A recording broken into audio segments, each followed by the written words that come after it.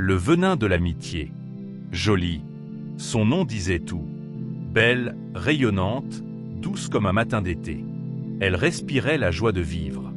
Depuis l'enfance, son cœur battait à l'unisson avec celui de Mademoiselle Rusette, sa meilleure amie, sa sœur de cœur.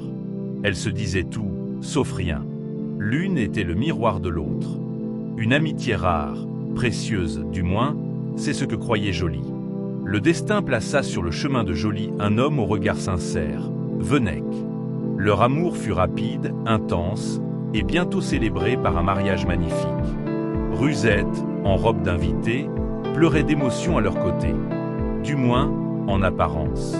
Car dans l'ombre de ce bonheur, une graine malsaine avait germé.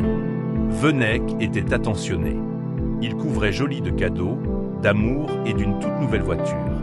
Jolie, heureuse, partageait tout avec Rusette, sans soupçonner que chaque mot nourrissait en silence une jalousie venimeuse. Au fil du temps, Rusette s'immisça dans leur vie.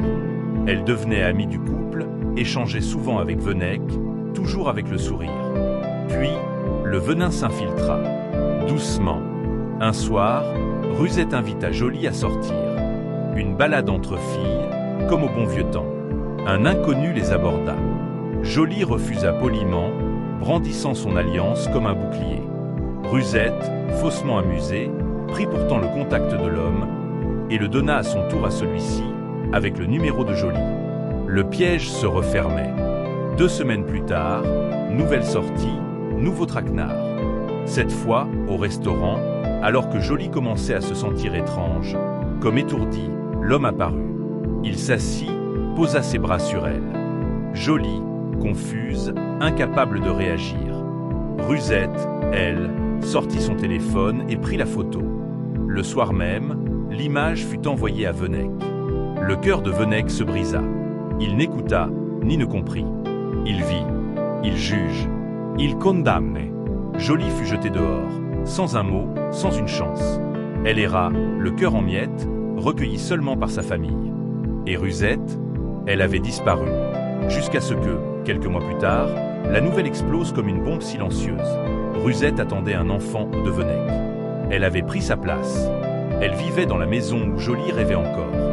Mais Jolie ne s'effondra pas. Elle pleura, oui. Elle hurla en silence. Mais elle ne tomba pas. Elle releva la tête, balaya ses larmes et reprit sa vie. Plus forte, plus sage. Elle comprit enfin, certaines amitiés sont des serpents endormis. Et parfois, ceux qui sourient le plus près sont ceux qui tiennent le poison. Elle devint prudente, plus méfiante. Mais elle ne cessa jamais de briller.